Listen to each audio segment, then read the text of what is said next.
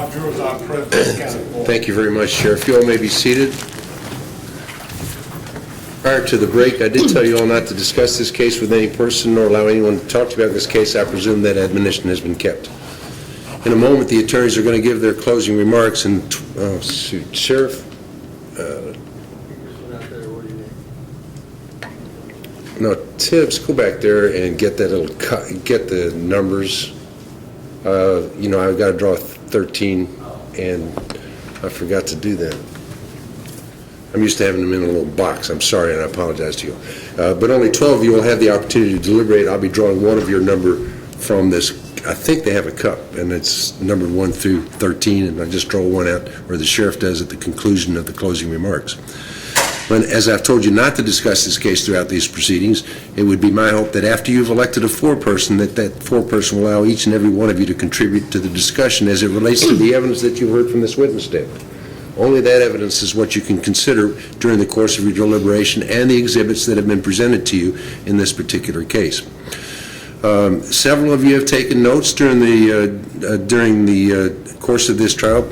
If you take those notes back into the jury room with you, they're not to be given any more weight than any other juror's independent recollection of the evidence. In other words, just because somebody's written something down and another juror recalls it a different way, you're not to give it any weight because it's been written down.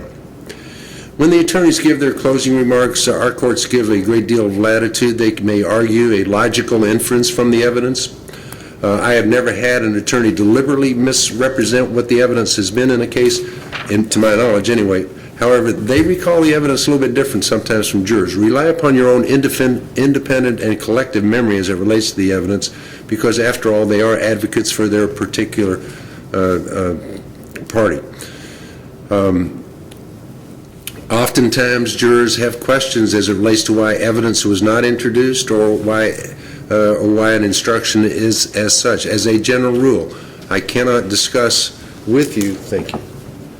As a general rule, I cannot discuss with you or tell you or explain why evidence has been introduced or why evidence has not been introduced, or why a particular instruction is a certain way, or if you don't understand what the wording is on a particular, on what the words mean, because after all, they are in sort of legalese, and sometimes they are difficult to understand. But if you do have a question, write it down, have your foreperson write it down, knock on the door, give it to my sheriff, and we may be able to answer. As a general rule, we cannot, but we may be able to answer. That having been said, I will now instruct you as the court believes the law to be in the matter of the Commonwealth of Kentucky versus Norman William Grash under Indictment 10 CR 1342. Immediately upon retiring to the jury room, you shall select one person to serve as a foreperson of the jury. The verdict of the jury must be unanimous as to guilty or not guilty and be signed by one of you as foreperson. You may use the forms provided at the end of these instructions in writing your verdict. Under the evidence presented to you in this case, you may find the defendant Norman Grash not guilty, or you may find him guilty of the following offense. 1, manufacturing methamphetamine as set out in instruction number 2, or possession of a methamphetamine precursor as set out in instruction number 3. Notice my emphasis on the word or. You cannot find him guilty of both these offenses, or not guilty. Under instruction number 2, manufacturing methamphetamine, you will find the defendant Norman Grash guilty under this instruction if and only if you believe from the evidence beyond a reasonable doubt all of the following. A, that in Jefferson County, Kentucky on or about March 21st, 2010, and B, the defendant knowingly had in his possession 2 or more chemicals or 2 or more of the items or equipment for the manufacture of methamphetamine. And C, the defendant possessed these chemicals or items of equipment with intent to manufacture methamphetamine. If you find the defendant guilty under this instruction, you will say so by your verdict and no more. Once you have decided whether the defendant is guilty or not guilty under this instruction, you shall complete verdict form number 1. Instruction number 3, possession of a methamphetamine precursor. If you do not find the defendant guilty under instruction number 1, you will find the defendant Norman Grash guilty under this instruction, if and only if you believe from the evidence beyond a reasonable doubt all of the following. A, that in Jefferson County, Kentucky on or about March 21, 2010, and before the finding of the indictment herein, the defendant Norman Grash had in his possession a drug product containing pseudoephedrine. And B, that he knew the substance possessed by him was a drug product containing pseudoephedrine. And C, that the defendant intended to use the drug product containing pseudoephedrine as a precursor to manufacturing methamphetamine. If you find the defendant guilty under this instruction, you shall say so by your verdict and no more. Once you have decided whether the defendant is guilty or not guilty under this instruction, you shall complete verdict form number 2. Instruction number 4, definitions. Methamphetamine means any substance that contains any quantity of methamphetamine or any of its salts, isomers, or salts of isomers. Intent to manufacture means any evidence which demonstrates a person's conscious objective to manufacture a controlled substance or methamphetamine. Such evidence includes, but is not limited to, statements of chemical substance usage, quantity, manner of storage, or proximity to other chemical substances or equipment used to manufacture a controlled substance or methamphetamine.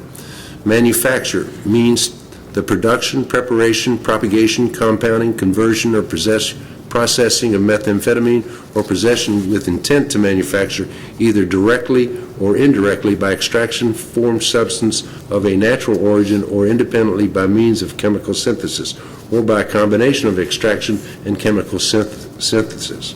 Possession means to have actual physical possession or otherwise to exercise dominion or control over a tangible object knowingly. A person acts knowingly with respect to conduct or to a circumstance when he is aware that his conduct is of that nature or that circumstance exists.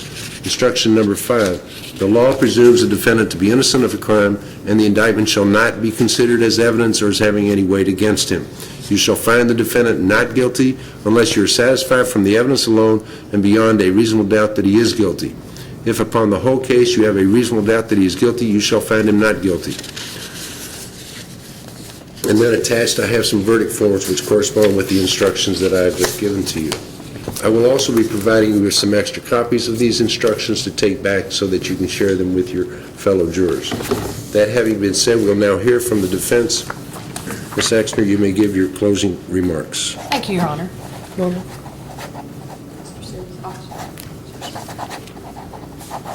Good morning, ladies and gentlemen. Norman Grash drank too much, had too many beers, and ended up passing out on his aunt's bench that evening, March 20, 2010. That's it. The government has not proved to you beyond a reasonable doubt that he is guilty of manufacturing meth. Nor have they proved to you beyond a reasonable doubt that he is guilty of possessing any precursors. As we talked about at the beginning of this case is not as cut and dried as the Commonwealth wants you to believe. It's not black and white. It's a lot of gray. Remember, in jury selection, we talked a lot about the burden of proof and whose job is it to prove someone guilty in a criminal case. The prosecutor, the government. They didn't do their job. They didn't prove it. They now want you to make assumptions in this case, just as the officers made assumptions in this case. Those assumptions halted any further investigation that morning, March 21st, 2010. It's hard to say tried to connect his backpack to Mr. Grash. The evidence that they put on this witness stand did not do that. There's no identification of the bag. No one's identification inside the bag in any of those pockets that you'll see in those pictures. They didn't do any testing whatsoever on this bag. No fingerprints. In fact, they destroyed it, as you heard. His aunt, who you heard from, Mary Wilson, she never had seen that bag before, and she was pretty close to Norman. She's known him for a long time. She cares about him, but she didn't get up there and lie to you. She told you she'd never seen that bag before. And in fact, she spent that Saturday, most of Saturday with him. As she told you, they celebrated their birthdays together. They were drinking, hanging out. She didn't see him toting that bag with him. And he got up there and took the stand and told you the same thing. He had never seen that bag before, or any of the contents. There was no active lab found in this case. There was no meth found in this case. You didn't hear any of that evidence presented by the prosecutor. No one saw him making meth. No one saw that bag on him. No one saw him carrying that bag. There's absolutely no evidence of that. The only thing they tried to connect him was the pills. remember, those weren't tested either. Didn't hear from a chemist saying, yeah, we tested those, it was Sudafed. Didn't hear that. And of course, as we know, there's a dispute between the officers and Norman about where they were even found. But keep in mind, they need you to believe that those were found on his person. That's the only thing they're trying to use to connect him to that backpack. So they need you to believe that. But they didn't prove it. We heard from Officer Satterley on the witness stand, and we heard from him a little bit this morning as well. And he told you that he arrived in that area, he was on duty, riding his police car, as usual, just riding around the neighborhood in that area of Preston, Blue Lick. And he got dispatched to a call over on Jan Way of a woman complaining about a barking dog that had been bothering her since about 8 that Saturday evening. He never talked with her, but he began driving around the area to see if he could locate the dog. I believe he said, I could hear it, but I couldn't really tell exactly where it was coming from. So he rode around the neighborhood for a few minutes looking for this dog. And in fact, he told you he even got out of his car and cut through around some houses, went along the ditch line to see if he could locate this dog. And eventually, as we heard from him, he saw a dog tied to a fence. And of course, he couldn't get through the yard, so he got back in his car, went around the block, which, as we heard, Janway is about 2 streets from Blue Lick. So he went around, I believe, Bonaventure, came around the corner, pulled up in front of Mr. Grash's aunt's house, and went up to her door and wanted to investigate about this dog. That was about 5:15 or somewhere in that arena, he thought. And it was right near the corner of Bonaventure and Blue Lick where this church was located, as you heard about. So he pulls up in front of Norman's aunt's house, Nancy Wilson, and that's at 8804 Blue Lick. He says, he knocks on the door. She answers the door, cooperated with him. He's trying to find out about this dog. And so she, of course, as you heard from both of them, they go back to check on the dog. She identifies the dog as Norman's dog. And she said he had the dog with him on Saturday. And when they go around the corner, as you heard from her, she describes her home. And we heard about the carport, and you're going to see pictures, and you saw them introduced into evidence. Pictures of this carport with a concrete slab and something over it, and a bench type of thing with, I guess, a bench and a shelf underneath. And you heard that the officer and his aunt both saw Norman there, Mr. Grash, sleeping on this bench. She also told you that she never heard the dog barking, that she had gone in the evening before, if you recall, 8 or so. She wasn't sure of the exact time, but that she went inside with her kids and her own dog, but that she never heard the dog barking after that. We also heard from the officer that he agreed that Norman was sound asleep on the bench. In fact, it took quite some doing to get him to wake up. He referred to it as a sternum rub, where he had to take his actual knuckles and rub Mr. Grash to get him to wake up. He was pretty out of it. So he got him up off the bench, some point sitting, some point standing, and that's when the officer says he noticed the backpack, which you'll see in the pictures. And like I said, it wasn't introduced only in picture form because it was destroyed. And he says he could see a small tear in the top. I think if you recall, when I was asking him some questions, he said he could only see through this small tear at the top. In some of the pictures, you'll notice that some zippers and things were undone. But he testified that when he actually first saw it, he could see inside of the bag from the tear on the top of the bag. And he testified he could see that, well, first of all, he testified it was on the floor of the carport. There's no evidence that it was up on the bench with Norman, and he had it with him, that it was on his back, that it was in his arms in any fashion. It was sitting on the concrete floor of the carport. And he told you he could see a thing of Coleman fuel and a coffee grinder. Now, we saw the coffee grinder. That's over there. It's been introduced for you into evidence. Of course, the Coleman fuel, as we know, was not, and it was destroyed as well. And Officer Satterley told you he questioned Norman about the backpack. And he said, it's not mine. And he asked his aunt, Miss Wilson, it's your backpack. She said, no, it's not mine. He also testified that he searched Mr. Grash and that the only thing he found was a package of pills that he assumed was Sudafed. Of course, we know Norman has denied that, saying, hey, I wasn't even searched and he didn't find the pills on me. Certainly that is in dispute in this case.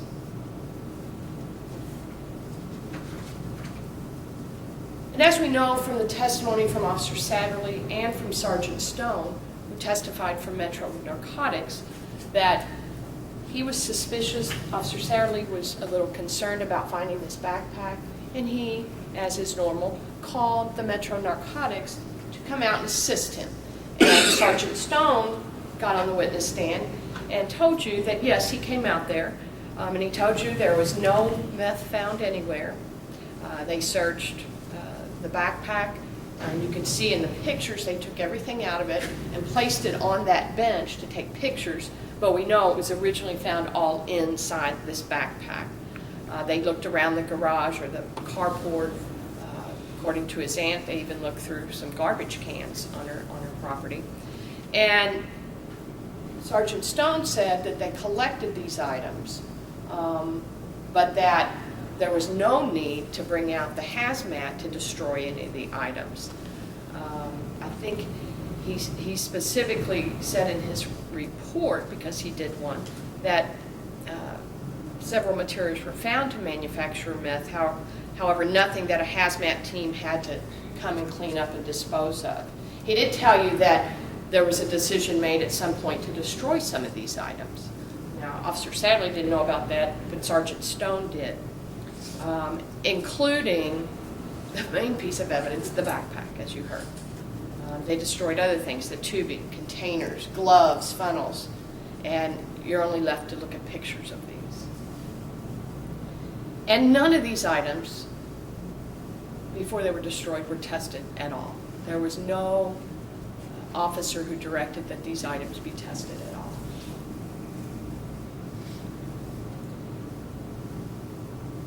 And Officer Satterley, even on his report, didn't even have the correct address where this happened. If you recall, we talked about that. He claims this was found at Miss Wilson's house, but yet he had 8800 Blue Lick Road on the report. And when I asked about that, he said, well, Metro Narcotics tells me I shouldn't put this address of somebody because she wasn't involved in it, and maybe it'll follow her. So he chose to use an address of a church on the corner. That just wasn't accurate. And then we heard from Officer Healy, if you recall, the Commonwealth's expert in this case. And Officer Healy talked to us quite a while, and it was quite interesting, in fact, I thought. He's been employed by the police department for many, many years. He certainly is knowledgeable about methamphetamine, and I think he said he's been through a lot of training. He teaches, he was certainly, as you could tell, very knowledgeable about this stuff. And he told you that he wasn't involved in the investigation of this case. He wasn't at the scene. He wasn't involved in that. He was called to talk to you about the different forms of how people make meth and the different types they do that. And he told you that he had reviewed the pictures in the case and some of this evidence that was introduced into evidence. And he talked to you about the different methods, if you recall, the red phosphorus and the one pot method, which he, in his opinion, when he looked at the stuff that was in the backpack, that was his opinion that those items indicated that. And it was very interesting in education. But frankly, it doesn't help you decide. The ultimate issue in this is, did Mr. Grash possess 2 or more items? did he possess two or more chemicals to make meth? And was it his intent to manufacture meth? His testimony, again, was very educational, but it doesn't help you decide if he was in possession of these things, if that backpack belonged to him. You know, we heard from his aunt, Nancy Wilson. She testified yesterday afternoon. And she, told you what happened. They had had a party. She went in early. She didn't see Norman after that evening, Saturday evening, when she went inside. She said the few other people that were there left and went on about their business. She obviously saw Norman drinking that day. She herself had been drinking because they were celebrating their birthdays. Norman had been there with his dog, and at some point, when she went in, he left. She wasn't sure where he went after that. And quite frankly, she didn't know that he had come back to her house. As she told you, she had been married, she was his aunt by marriage. She had been married to his uncle. She lived in that area she's lived over there for many, many years with her kids and the dog. And trying to help out a family member, of course he would occasionally stay with her. But she had no idea that he had wandered back over to her house that evening. And the first time she knew that, of course, was at 5:15, 5:30 in the morning when she was out there with Officer Satterley. That's when she discovered Norman was sleeping there. She confirms that, yes, he was sleeping. It took some doing to wake him up. And, she observed a little bit of what was going on. In fact, Officer Satterley, as I said, asked her about the backpack. And, she told you he kind of kept her away and eventually, told her to go on inside because other police officers were arriving and Metro Narcotics officers were arriving. And, she said, yeah, that's his dog. Yes, that's my nephew. She was very cooperative with the officer. And it's interesting because the prosecutor tried his darndest to make her look like some kind of liar or crook or bring out some bias that she would do anything for her nephew. Yes, they've been in contact. Yes, she talked with him like she would with any family member. But, there was no evidence to show that she had any agenda or that anyone tried to get her to lie. That's just not true.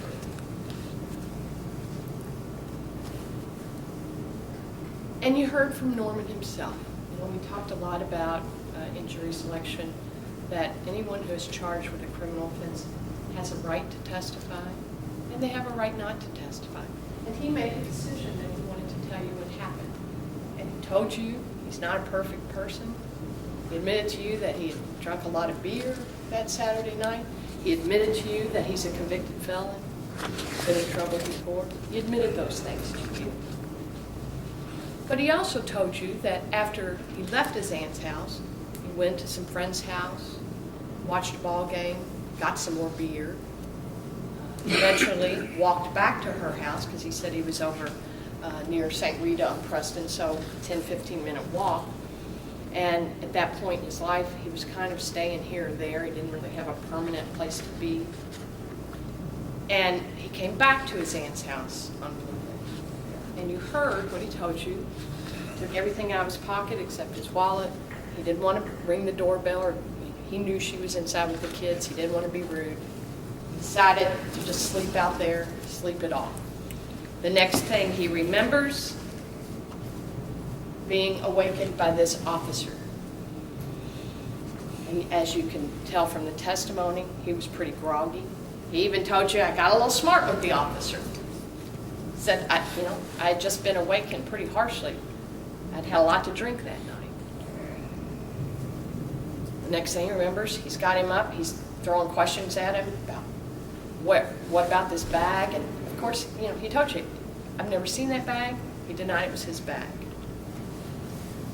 And he told you about a guy named John Moore, who we heard about. A guy whose daughter tragically killed herself after her boyfriend, who was a good friend of Norman's. We heard about that. The same John Moore who who lives at 8504 Jan Way as of last year. And we heard from the officer that he actually arrested him in August of 2010 for manufacturing methamphetamine. And we heard that he's currently under indictment for that charge.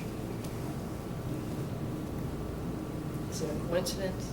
Think about that.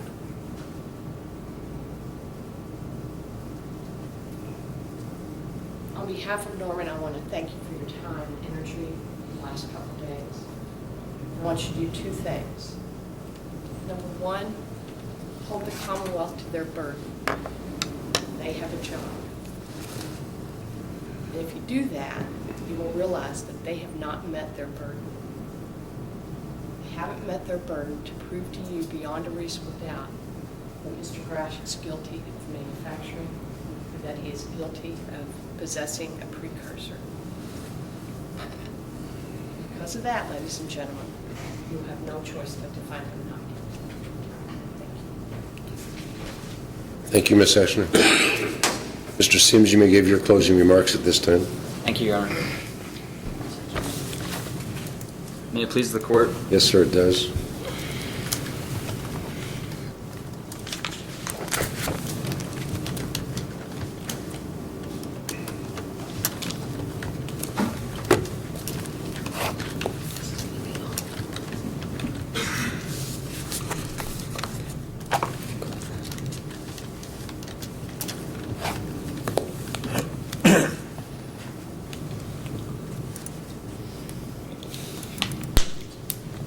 Permission to dim the lights. Sure.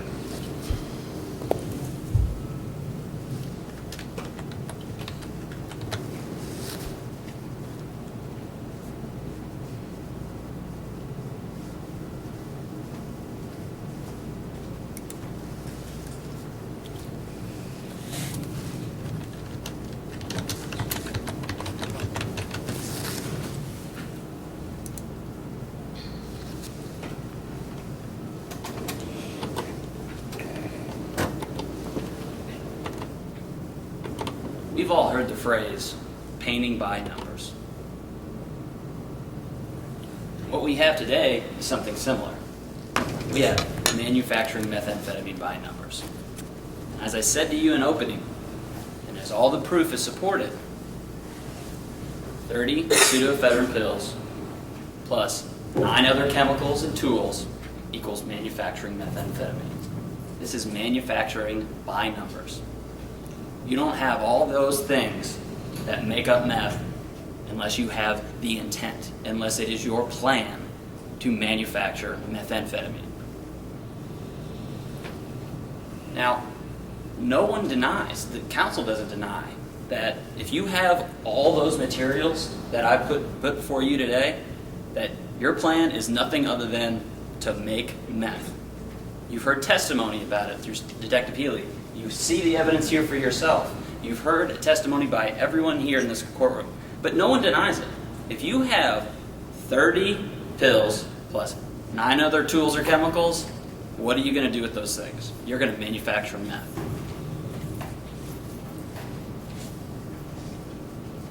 What the defense is now asserting is they're just saying, yes, those items equal manufacturing meth.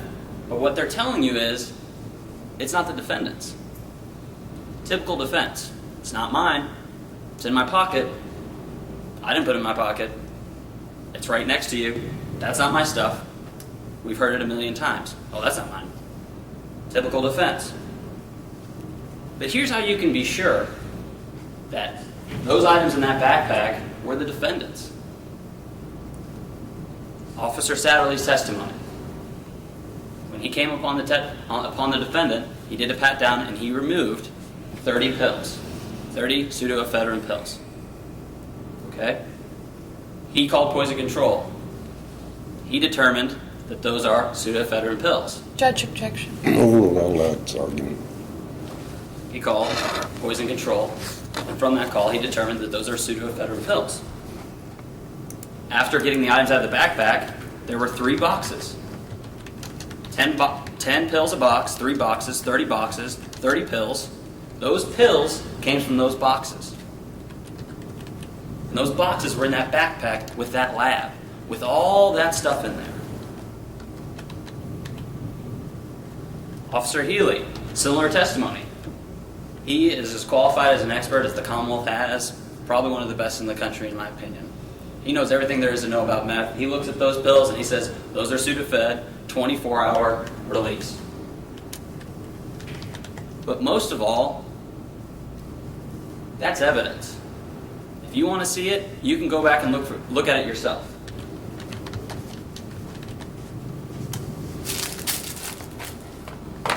Here's what we got. 24-hour, 24-hour, 24-hour. Each says 10 tablets. What do we have right here? 30 tablets. But you know what we also have? You can take a look in back, SU-24. SU-24. What do you think that means? And I don't think you need to be a chemist or you need to have it tested to find out that these are pseudoephedrine pills. And they came from these boxes. Here's what's more. You've got 5, 5, 5, 5, 5, 5. 6 times 5, what's that equal? 30. Do they match the size of those? You guys get to decide. You don't have to believe the testimony that I put before you. You can use your common sense and look at them yourself. And I'll talk about the defense here in just a second, but she said there was no ID in the bag. Well, think about it like this. So you don't know that bag, that meth lab backpack is his. Okay, we all go to the grocery, right?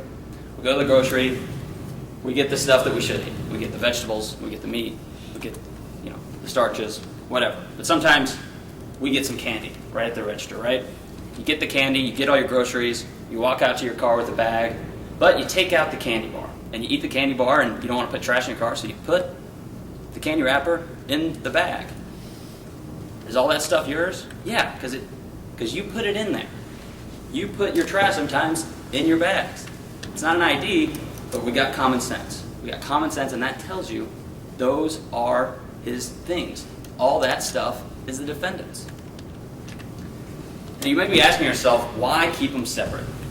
Why would someone have that mobile lab in a bag, but take the pseudoephedrine and put it in his back pocket in that cellophane wrapper?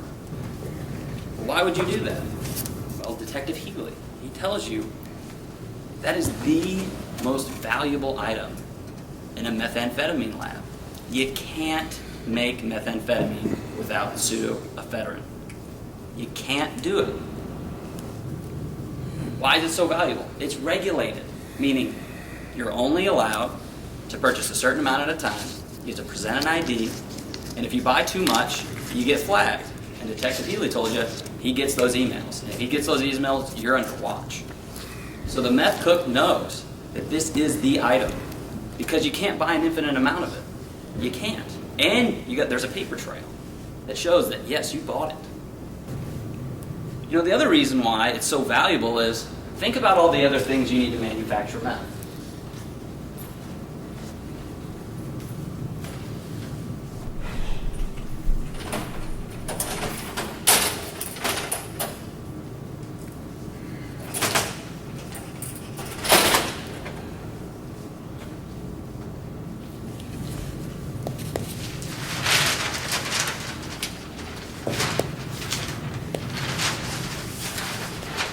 You need a vessel.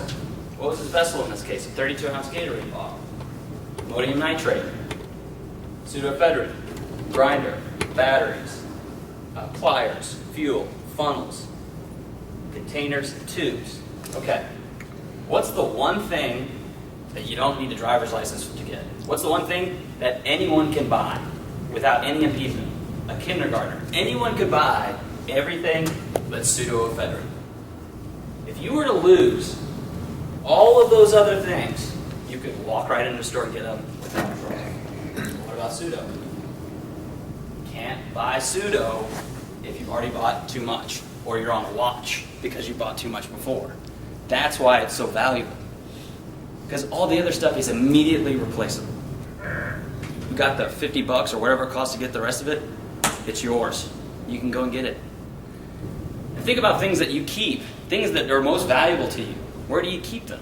Like, for example, when you fly, for example, do you check your passport and put it in your bag? No, you keep that on you because you need it.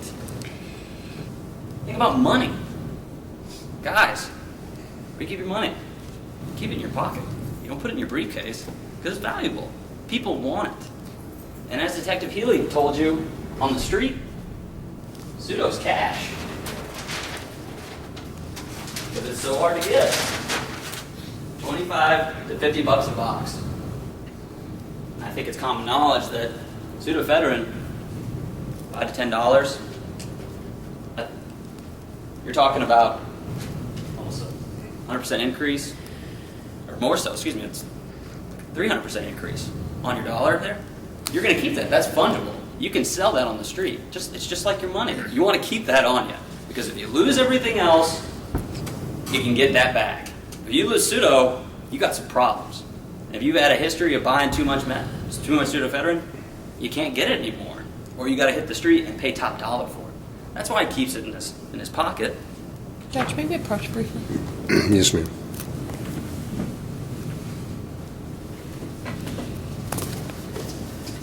Yes, ma'am. As soon as he's alluding to that whole buying of pseudoephedrine that you told the jury to disregard, he just said, and if you have a history of buying it, you're on this watch. I think he's perilously treading on that you excluded and you told the motion for a mistrial. He's arguing a logical inference from the evidence as it relates to what the expert had said and testified to. I just want to make sure he doesn't start making accusations about my guy He's being on the not watch. going- Okay. He won't I'm do just- that, I don't think.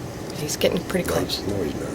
You're not going to. Objection overruled.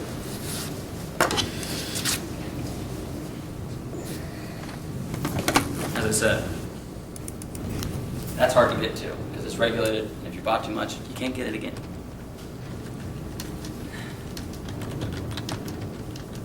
Now, the proof in this case is simple. The defendant had 30 pseudoephedrine pills, and those pills came from that backpack, and that backpack is his, and that backpack is a lab. Detective Healy explained it to you. He went point by point. This is what you need to make meth. And every single one of these items, the defendant had in that backpack. That's simple. Manufacturing meth by numbers. He's got so many. And as we're going to go over the instructions, but as you'll see when you get back there, to manufacture methamphetamine, you need 2 or more. Look how many I've got. I've got over 9. I only need 2 or more. I have 9. I have over 4 times the amount what it takes to prove that someone has manufactured methamphetamine. Now, let's talk about the defense. And we talked about in voir dire. Ms. Essner mentioned it just recently. You know, they don't have to put on a defense. They don't have to question my witnesses. They don't have to question my evidence. They don't have to call anyone to the stand. They don't have to do that. But they did. So what does that mean for you as jurors? You've got to evaluate their evidence now.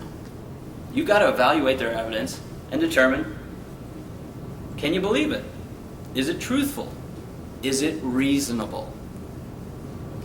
And Your Honor, or excuse me, and ladies and gentlemen of the jury, if it's going to be the basis of reasonable doubt, it's got to be reasonable. So let's talk about the proof. But let's step back. Before we get into the specifics of their proof, let's think about the trial system, how it works, what we all came here to do today. You know, every case, the defense is, we're not guilty. We didn't do it. Otherwise, we wouldn't have trials. We got to find out what happened. The Commonwealth usually proves that they did it beyond a reasonable doubt. But what do they always say? I didn't do it. There's different ways to say that. It was some other guy. They were mistaken. I wasn't even there. But it all amounts to, I didn't do what the Commonwealth said I did. Now, what they've said essentially is that. I didn't do it. The officers planted evidence on me, or this J. Moore character planted the evidence on me, but I didn't do it. But think about that. If that's all it takes to get reasonable doubt, no one would ever be convicted. Ever. Because all they have to do is say, get on the stand, I didn't do it. That's why we have beyond a reasonable doubt. What they say has to be reasonable. It's not enough for you to just come up and say, I didn't do this. You've got to say, Judge, Yeah, I'm going to sustain the objection. Be careful what you have to say, you know? thank you. Is it reasonable is my point. Was it reasonable? In my opinion, the evidence they put before you is not reasonable. I think it's worse. I think the defendant's lying. I'll sustain the objection as to what the Commonwealth believes, in your opinion. Let's talk about their proof. The aunt. Now the aunt. She was the owner of the house, if you recall. Okay? She didn't really add anything that the Commonwealth didn't already prove to you or put on evidence of. I mean, I'll go through just some of the stuff that she talked about. The date and time of the arrest, location. Yeah, she said it was her house. Said the officer was responding to a barking dog. She walked around the house with the officer. When they went to the dog, the defendant was asleep on her bench. There was a backpack under her head. She said the backpack wasn't hers. The dog was attached to the fence, was the defendant's. So on and so forth. I mean, that's all the things that I put on proof to you. She didn't really add a whole lot. But, I think it was clear.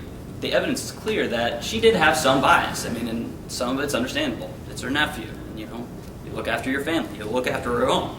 The bias came from, she stays over at his house. She sees him all the time. Even after the arrest, had phone communication regularly all the time. I mean, she's staying in touch with this person, trying to make sure that nothing bad happens to him. So it's not surprising that someone's relative would come in here and try to slant things their way.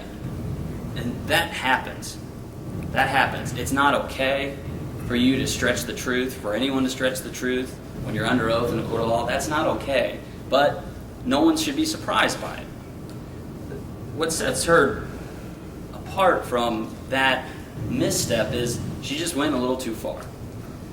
As you recall, she was more than willing to offer as soon as the officer saw her nephew that he didn't care about the dog anymore. And she also made statements like, well, the dog wasn't even barking, things like that. And the officer said it was barking, things like that. She just kept on. She had an axe to grind at the police. They went through my trash. They didn't ask me to go through the trash, but they went through my trash. She tried to defend her nephew before anything even bad happened to him. She just said, oh, wait, that's my nephew. I mean, there's no problem here, officer. That's my nephew. He's not bothering anybody. She wanted to say that. She was looking out for her nephew. She was biased. And I think it also came across that she kind of had an axe to grind at the police. They were going through her stuff. She thinks that the defendant is an angel. He's not. But that came across. She had an axe to grind. She was looking out for him. This idea, dog wasn't even barking. The dog was never barking. Why do you think she put that out there? Well, first, she's trying to exonerate her nephew. But what does that also mean? This officer's lying. She took it a little too far. She took it too far, and essentially when you say that dog was never barking, as this officer said it did, that's not true, that's what that means. That's what her statements mean. She was lying. She was looking to help out her nephew. I got into it with her about what she said back in August here in court, under oath. And when she was here back in August, she testified, and she told you she testified under oath that, yeah, there was a tear. She couldn't see in it. Then she comes here today and says there was never a tear. Okay? What's that show you? She's willing to say whatever's going to help her nephew. At that time, she thought saying that there was a tear and couldn't see in it would help her. But now she's here today and she thinks, well, it's better for me to say there was no tear and I never saw in it. That's what she's trying to do. But you know what she's also doing? She's accusing him of lying. Because again, this officer testified, yes, there was a tear and yes, I could see in it. She's saying he's lying. And that's just too far.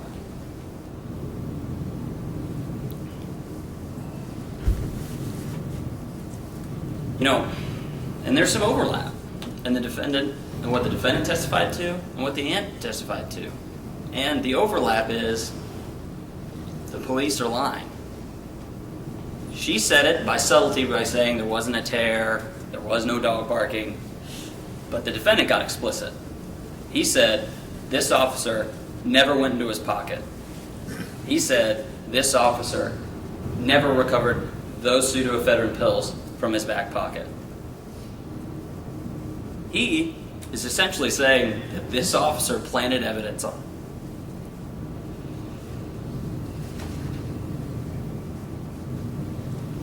So, as the judge told you, he's a convicted felon, and you can use his conviction as a basis of not believing him as a truthful witness. You can use that against him.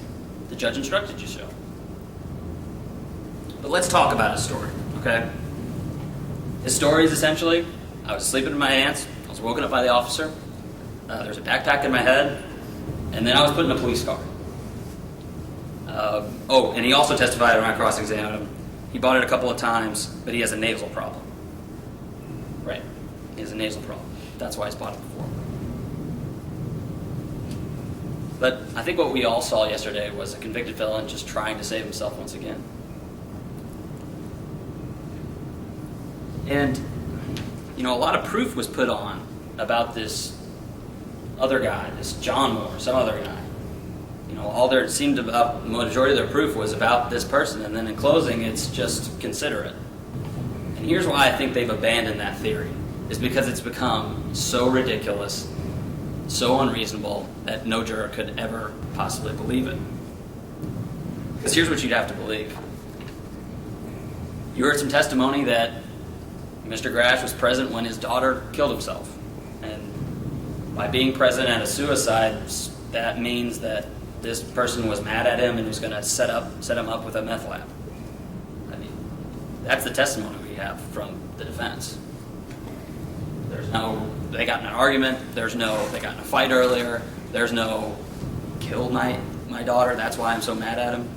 None of that came up. It was just, he threw this red herring out there to distract you from all the evidence that I've put before you.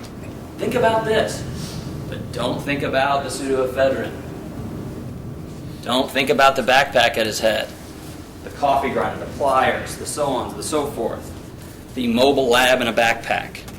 Don't think about this stuff. Think about some other guy.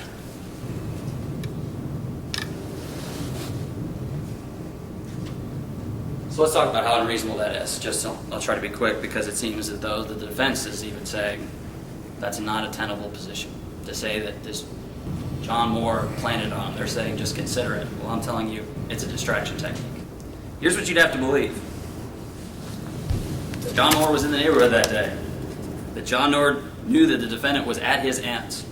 That John Moore knew that the defendant was sleeping outside.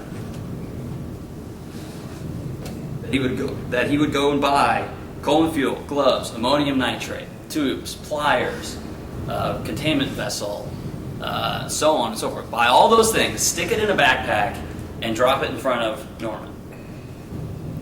You would also have to believe that he took that Sudafed and put it in his back pocket, and it didn't wake him up. You would also have to believe that someone who's been charged with meth gave him over $1,000 worth of methamphetamine materials. Because remember, Detective Healy told you, this would have made about 7.2 grams of meth. Now, that's over $1,000 worth of meth. To a meth cook, are they just going to give that up? No, they're going to keep it for themselves and make the money, or they're going to use the product. They certainly aren't just going to drop it off in front of some guy's head. You would also have to know that Norman's dog was tied up to the back fence. It would also have to be true that he knew that that barking dog would cause someone else to call 911 at 4 in the morning. So the police would come and find the defendant. It would also have to be true that this person knew that Officer Satterley wouldn't just take care of the dog from the back fence. That he would go to the front door, walk around, and then see Norman. You'd have to believe all those things to believe that some other guy did it story. Ladies and gentlemen, none of that is reasonable. It's not even conceivable to think that someone could come up with such an elaborate scheme for no reason. There has been no motive that he would do this to this person. It just doesn't make sense, and it's not reasonable. Now again, they don't have to put on proof. But once you do, you as jurors can criticize him. You can critique him. What didn't they do? They didn't talk about the argument or any kind of axe to grind that this other person had. All they told you was that Judge, some we other would person No, I'm all out. didn't put on that evidence. All they told you was someone else in the neighborhood got charged with manufacturing methamphetamine. That's what they told you. They didn't put on any other evidence that they got in a fight, they had an argument, it's a long-standing disagreement, he blames him for his sister's suicide. None of that's in evidence. They could have, but they didn't. And why didn't they? Because it's not true. They're trying to distract you from all the evidence that we've been putting before you. They want you to ignore your common sense. That's his backpack, and that those pseudoephedrine pills are his.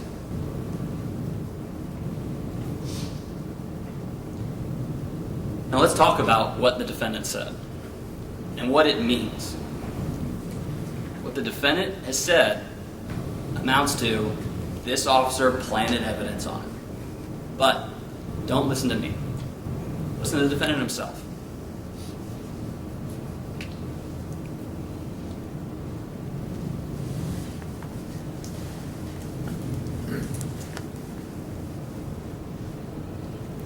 And when he just did a pat down, he never went in my pockets. He never honestly asked me to search. I mean, I would have said yes.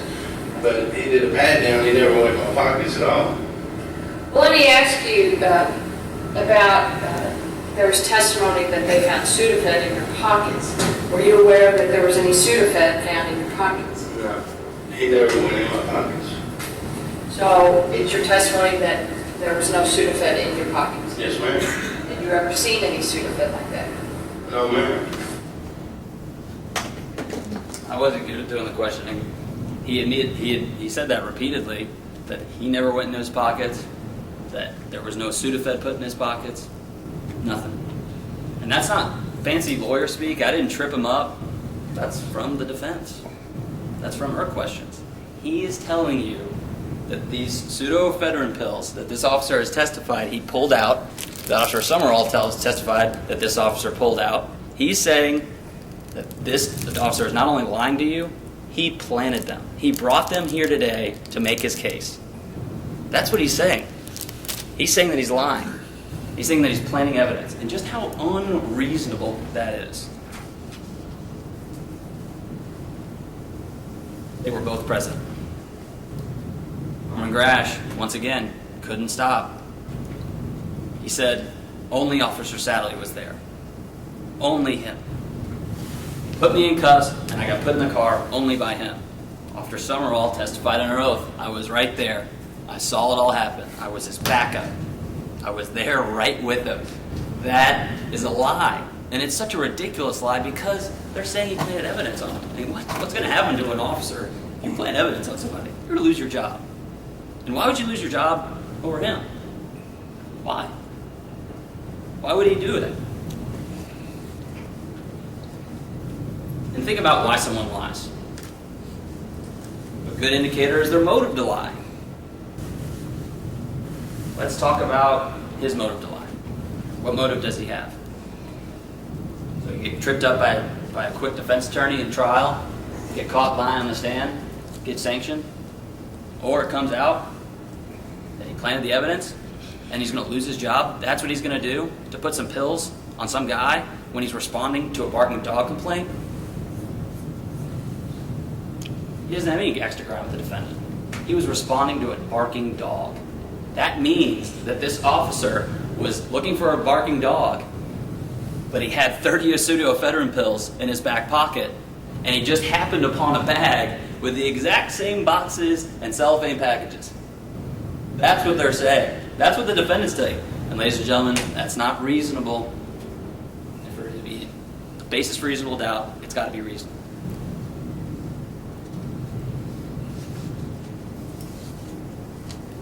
What about his motive to lie? He's got every reason to lie. Because when he's convicted of manufacturing meth, you guys know that the penalty range is from 10 to 20 years. No one wants to do 10 to 20 years. Even convicted felons. They don't want to go to prison. And they're going to say whatever it takes or do whatever it takes to get out of it.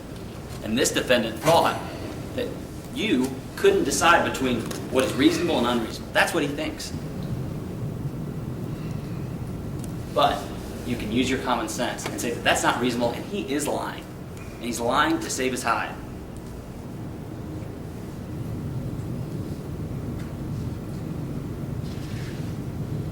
Now, let's talk about the instructions. And sadly, the instructions were written by attorneys in the legislature, so they're confusing. But what we have to prove here. First, let's talk about possession of methamphetamine precursor.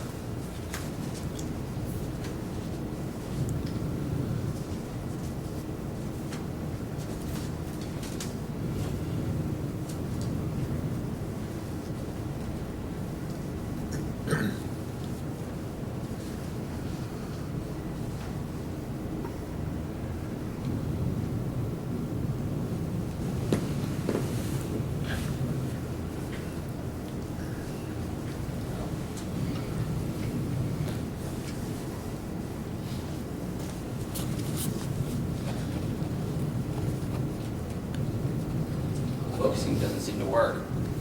But we'll talk through it. Okay.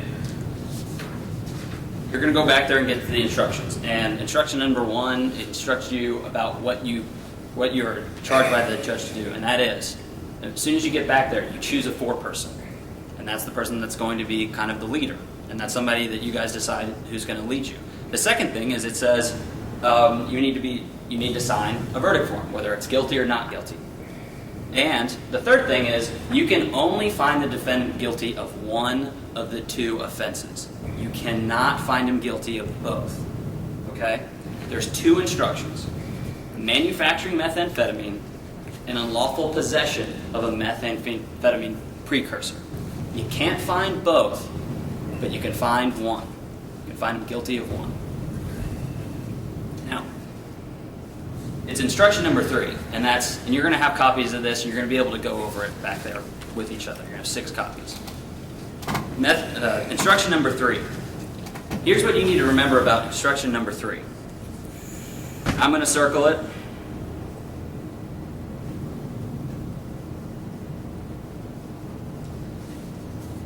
Here's the difference between number 3 and number 2. They list that in Jefferson County, Kentucky, the defendant, Norman Grash, had in his possession a drug product containing pseudoephedrine, and that he knew the substance possessed by him was a product containing pseudoephedrine, and that the defendant intended to use the product containing pseudoephedrine as a precursor to manufacturing methamphetamine. Here's the difference, and I circled it in mine, and if you'd like to do it for you when you get back there, I suggest it. Here's the difference. In instruction number 3, they only mention pseudoephedrine. And this deals with the offense of did the defendant have pseudoephedrine with the intent to manufacture. Here's the difference. Number 2, manufacturing methamphetamine. The only difference between those 2, in the Commonwealth's mind, is did he have 2 or more of the items of equipment? 2 or more of the items or equipment of manufacturing methamphetamine or the chemicals. So that's first offense that I talked about, the possession of a methamphetamine precursor. That's talking about when someone's got one item, pseudoephedrine, and they plan to make meth. That's the difference. The first instruction, manufacturing methamphetamine, is did he have 2 or more chemicals or 2 or more items used to manufacture? Meaning did the defendant have in his possession 2 or more items, and these are the items we're talking about, with the intent to manufacture methamphetamine. Did he have 2 or more? I'll say it once and I'll say it again. We've got more than 2. I've got 1, 2, 3, 4, 5, 6, 7, 8, 9, 10, and 30 pseudoephedrines. I got more than 2. And we've proved to you beyond a reasonable doubt that those, in fact, were in his possession. And I'm going to talk about what is in his possession and how you know it's in his possession. Another suggestion about when you're going through, because again, in voir dire, I have to prove to you, beyond a reasonable doubt, each element. And here's what an element is. It's the A, it's the B, and it's the C. And here's a good way to think about it. You read the first item. That in Jefferson County, Kentucky, on or about March 21st, 2010.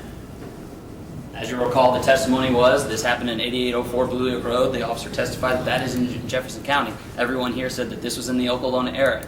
That is in Jefferson County. So, is there any doubt? Is there any reasonable doubt to that item? No. Check it off. The second item. The defendant knowingly had in his possession 2 or more chemicals or 2 or more of the items of equipment for manufacturing methamphetamine. I like to look at that as, did he have in his possession 2 or more of the things you need to make meth? And those are those items. Now, possession. There's a definitions forms. And if you'd like, a helpful hint is to rip off the page of the definition so you can look at them if you need to. Possession. Possession is defined as means to have actual physical possession or otherwise to exercise dominion or control. Okay, actual possession. What's actual possession? This pen in my hand. This pen in my pocket. I have actual possession of it. I'm holding it. It is mine. That's one kind of possession. As you'll see, the definition goes on, and it says, or otherwise exercise dominion or control over a tangible object. What's that mean? That's what we refer to as constructive possession. Now, the law applies to Kentucky, and it makes sense, and I think this example clears it up. Think about it. A lot of people have TVs, okay? They've got TVs. Are they holding the TV? And is that the only way we can know the TV is there? No. It's in their dominion. It's in their control. It's in their house. We know it's theirs. Another way to look at it, staying with the TV. I'm sitting there. I'm watching TV. I got a remote in my hand. I'm in actual possession of the remote. But I'm not in actual possession of the TV, but it's in my dominion and control. You've got an item that controls the other item. It's in my dominion. It's in the immediate area. So, that's what we're talking about. The law provides for those kinds of possession. And that goes to this case. And actually, this case is a great example of all the different kinds of possession. You got actual possession. You got pseudoephedrine pills in his back pocket. You got the dominion. It's right there at his head. And you got something that links it to it. Those pseudoephedrine pills coming from the boxes that were in that bag. It's in his dominion. That's why the law does that. Because think about that. It would be unreasonable. It would just be absurd to think that you can only have something unless you're holding on to it. When you go to sleep, do you still own your clothes if you're not wearing them? If they're not in your bed with you? No. But they're in your dominion. And the law provides for that. And so that's what we've got going on here. So, it's in Jefferson County, Kentucky. Check mark. Did he have it in his possession, 2 or more of the chemicals? Again, pseudoephedrine, the vessel, the ammonium nitrate, the grinder, the batteries, the pliers and stripper pliers, fuel, funnel, container, tubes. There's right there in the backpack, right in his head. It's in his dominion. He's got the remote. Backpack's a CV.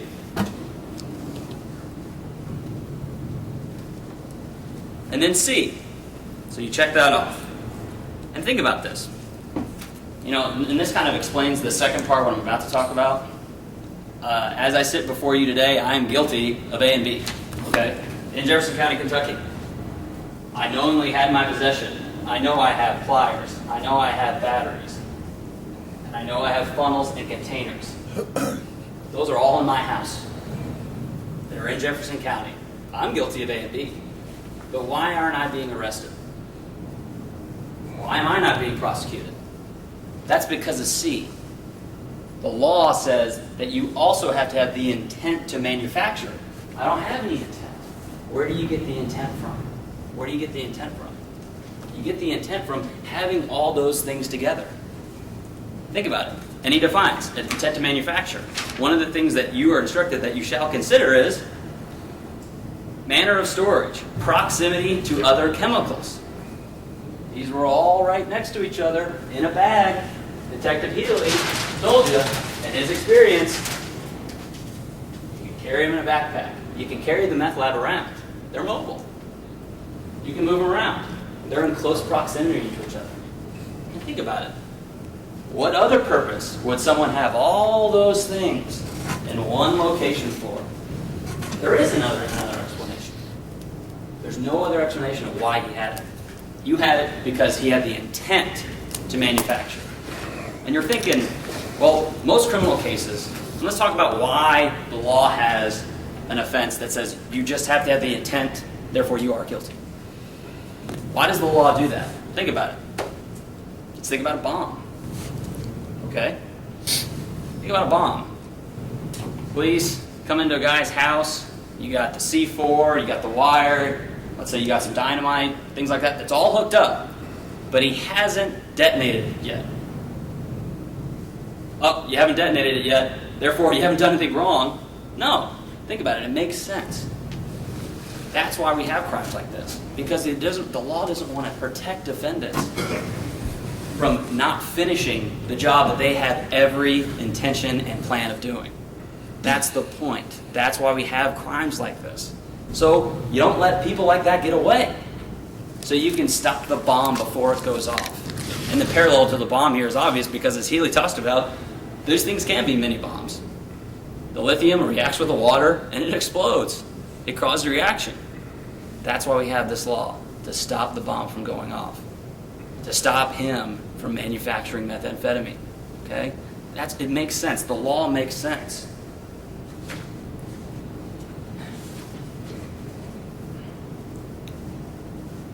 So, again, it's my burden. And I have to prove to you beyond a reasonable doubt that he in fact did all those things, that those things are in fact in his possession. And I keep on going back to this list and referring to the picture in the other office. But, and this goes to the intent. Why someone has the intent. A vessel, which is also the 32-ounce Gatorade bottle. That's what he testified. That's the containment vessel where you put the lithium in the water and it creates the steam. If I just had a Gatorade bottle and, let's say, some funnels, and that's all I had, then we couldn't be sure beyond a reasonable doubt that it was my intention to make that into methamphetamine. But again, as the instructions lay out, these were all right next to each other. And Steve Healy told you, this is nothing other than a meth lab. And whoever has this, there is no other explanation other than he was going to make meth. And it makes sense. And it also makes sense of why Kentucky has different kinds of possession. So you can't just say, oh, I'm not holding it, it's not mine. It makes sense. And that's what the law is. And that's what I've proved to you.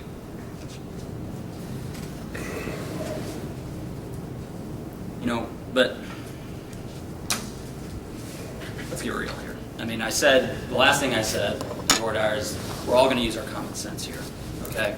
And I've talked about a bomb analogy, and I think this is extremely appropriate. I want you to think about something. Think about a situation where we've got the bomb, okay? It's set up, it's all there, all the ingredients are there, it just hasn't been detonated yet. But there's a guy sleeping right next to it with a detonator. What's his intention? To set off the bomb. In this case, what's the bomb?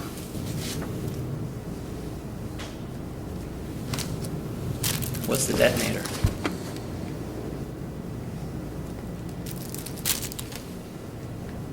He had the intent. He had no other intent. He's provided no other reasonable basis. He is guilty beyond a reasonable doubt of manufacturing methamphetamine. Thank you, Mr. Sims. Sheriff, you want to step around, please?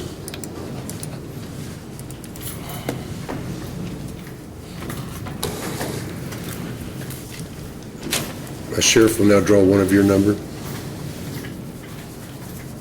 How do you number one on the left side? One from the left, is that right? Number one's on the far left front row? Yeah. Okay.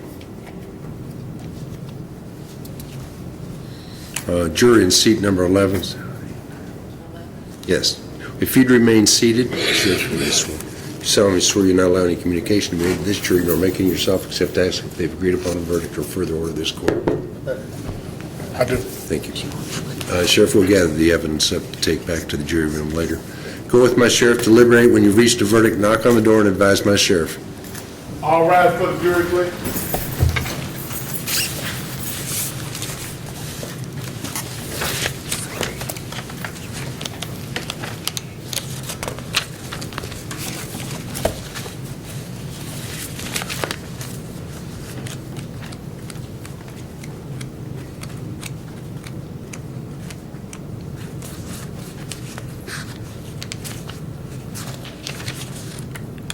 Thank you. You may be seated. Juror number 11, would you step forward, please?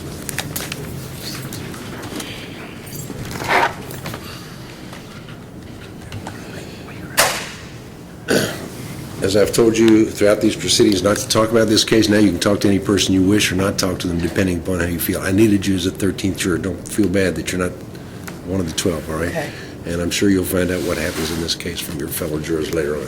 Thank you so much for your Thank you. service. If you would, return to the jury pool room and await further instructions. Okay, thank you. Thank you. And tell them you were the 13th juror. Okay. Anything for the record? You can come on up here and do it. She's not going to vote. She's not going to hold it against you.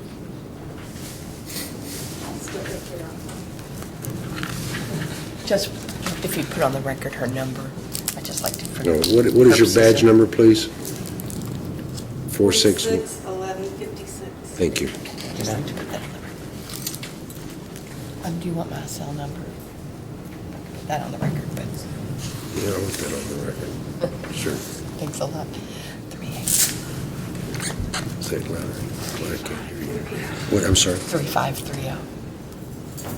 I write mine down. Oh, Mr. Grash is particularly enamored with me. Is anyone? We have ordered lunch. You are, right? We have ordered lunch for them, so I Yeah. expect that they'll be That's out fine. that long. I'll be over at the office if there's any questions or anything. Oh, I'm sorry. I'm not feeling sick or not. Oh, I'm just annoyed. Yeah, I'm just annoyed. Yeah, sure. Well,